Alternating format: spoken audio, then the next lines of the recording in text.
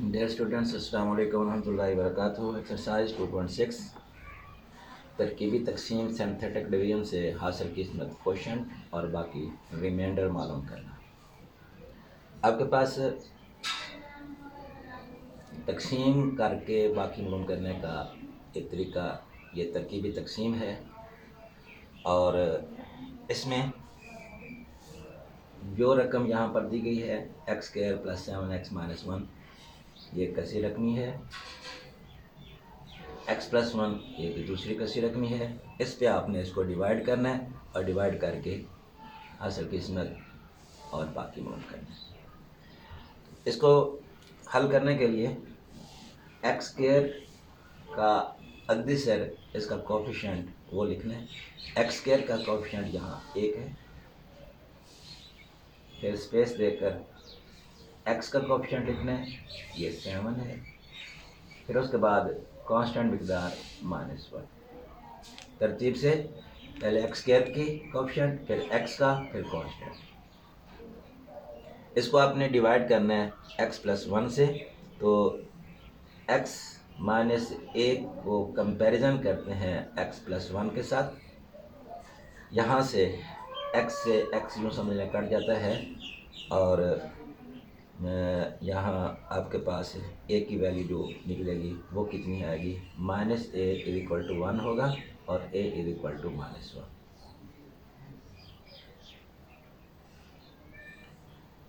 इस तरीके से इसको मालूम करते हैं और आम हालात में आप इसको इस तरह भी लिख सकते हैं, x+1 = 0 कर लें और यहाँ से x की वैल्यू -1 आ गई।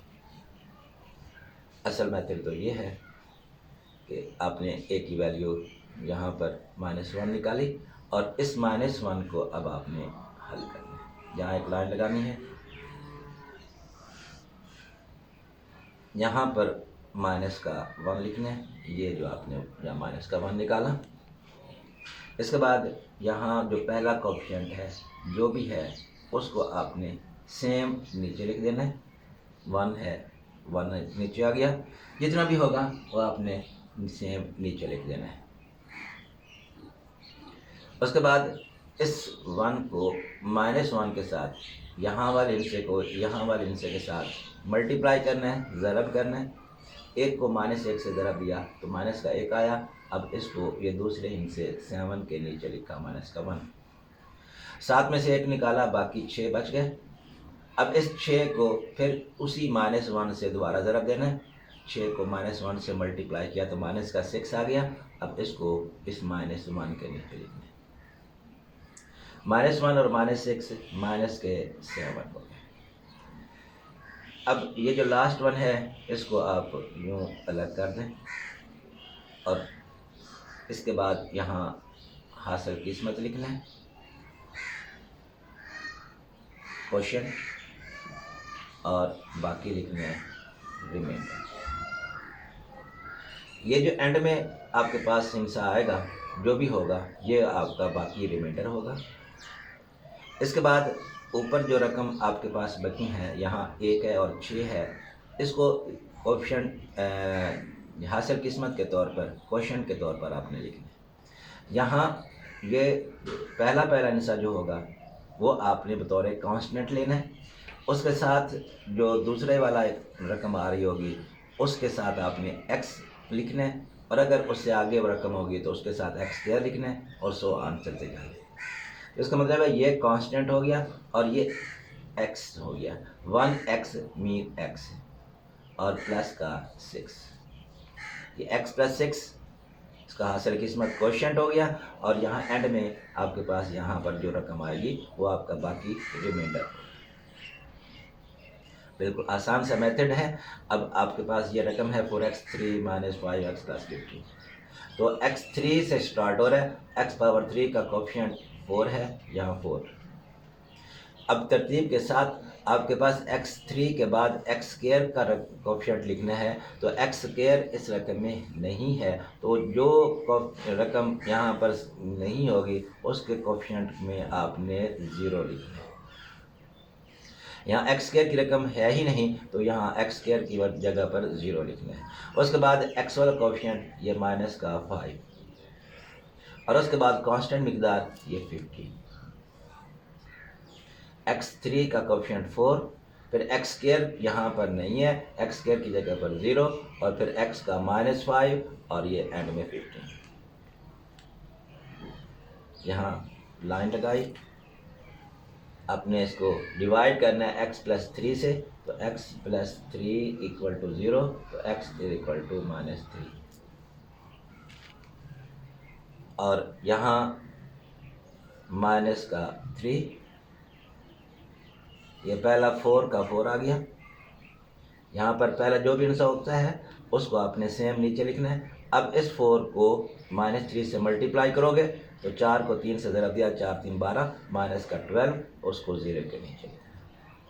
0 और -12 माइनस का 12 आ गया। अब -12 को -3 से मल्टीप्लाई करना है, माइनस से माइनस मल्टीप्लाई होकर प्लस हो गया, 12 को 3 से 36, जमा के 36, 36 में से 5 माइनस कर दिए तो बाकी बच गया 31। अब इस 31 को -3 से ज़रा देना है, -3 को 31 से, 3 1 3 और 3 3 9, ये माइनस का 93 हो गया। अब जब इनको प्लस माइनस करेंगे तो प्लस के 15 है, माइनस के 93 हैं, तो माइनस की रकम बड़ी है तो जवाब माइनस में आएगा। 93 में से 15 को माइनस करेंगे, निकालेंगे तो माइनस का 78, माइनस का 78। इसको आपने इस तरीके से अलग कर दिया। अब यहाँ वही चीज़ लिखनी है, हासिल किस्मत, कोशेंट, और कोशेंट दूसरा आपके पास है बाकी रिमाइंडर।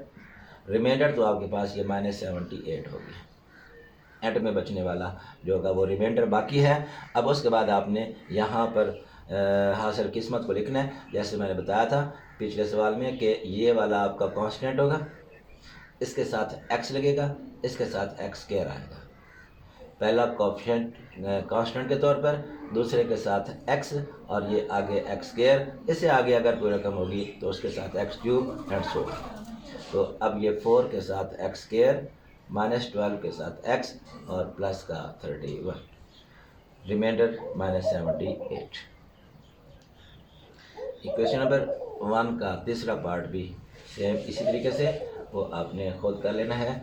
अब उसके बाद ये आपके पास क्वेश्चन नंबर 2, उसके 3 पार्ट्स हैं और तीनों का एक ही तरीका है। उसमें पहला पार्ट जो है x 2x3 -3 h(x²) + 9, अगर 3 इस कसी रकमी का 0 है तो यहाँ उसी तरीके से 2x3, इसका कोफिशिएंट x3 का 2, फिर x² की रकम होनी चाहिए, x² की यहाँ पर नहीं है, सॉरी ये पहला पार्ट में x² की रकम है -3h, ये -3h। उसके बाद x का कोफिशिएंट लिखना है, x यहाँ पर नहीं है तो x की जगह पर 0 आ गया, और उसके बाद कांस्टेंट मिकदार 9 आ गई। ये आपने x3 का कोफिशिएंट लिखा, फिर x² का कोफिशिएंट लिखा, x नहीं था तो 0 आ गया, और कांस्टेंट मिकदार। तो उसने बोला है कि ये 3 इस रकम का 0 है, तो अब आपने इसको 3 पे डिवाइड करना है।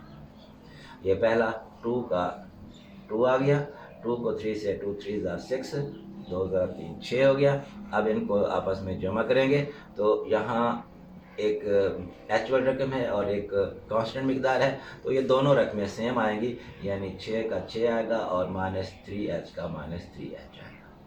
-3h + 6 लिख दें या x 6 + 3 -3h लिख दें, दोनों तरह से लिख दें, कोई फ़र्क नहीं पड़ता। अब इसको आपने 3 से ज़रब देना है, 3 को 6 से 18 हो गया 18, और 3 को 3 से 9h। अब 0 के साथ जब करेंगे तो यही 18 - 9h। अब 18 - 9h को फिर आपने 3 से ज़रब देना है, 18 को 3 से 54 54, और 9 को 3 से 27 27h। यहाँ 54 + 9 63 -27h। ये एंड वाला जो आपके पास बचा ये रिमाइंडर होता है, जैसे पिछले सवाल में हमने देखा। तो ये आपके पास रिमाइंडर के तौर पर, बाकी के तौर पर बाकी रिमाइंडर जो है वो आया 63 माइनस 27H। अब उसने चूंकि बोला था कि अदद 3 इस कसीर रकमी का ज़ीरो है, तो चूंकि इसका वो अदद 3 कसीर रकमी का ज़ीरो है, लिहाजा जो बाकी बचेगा वो ज़ीरो के बराबर होगा। यहाँ आप लिख देंगे अदद 3 कसीर रकमी का ज़ीरो है, लिहाजा और रिमाइंडर बाकी जो होगा वो ज़ीरो के बराबर होगा। ये 63 minus 27H is equal to zero. अब ये 27H दूसरी साइड पर ले गए तो 63 बराबर हो गया प्लस का 27H, और H जो होगा ये 63 डिवाइड बाई 27, 9 3 27, 9 7 63, H की वैल्यू हमारे पास 7/3 है। इसके अगले दोनों पार्ट्स उनको भी आपने बिल्कुल सेम इसी तरीके से करना है।